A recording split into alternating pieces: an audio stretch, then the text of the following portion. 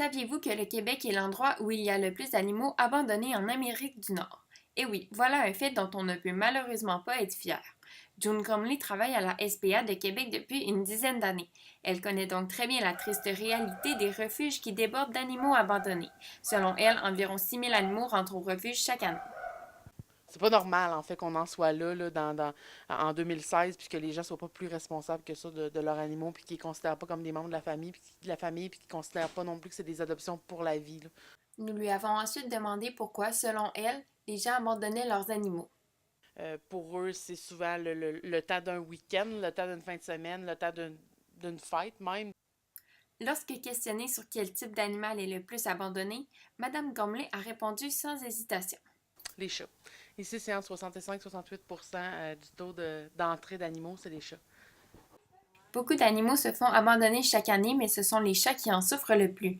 Pour en savoir davantage sur le sujet, nous avons rencontré Caroline Gamache, qui est la représentante féline du conseil d'administration d'Anima Québec, un organisme de Montréal qui promeut la protection des animaux. Mais une des choses que peu de gens savent au niveau de la population en général, c'est que 80% des refuges au Québec ne stérilisent pas et la majorité ne micropusent pas non plus. Donc, présentement, au Québec, il y a moins de 4% des chats qui sont micropucés. Donc, imaginez, les taux de retour sont absolument infimes quand un chat se perd dehors. Là, il n'y a à peu près pas moyen de les retrouver.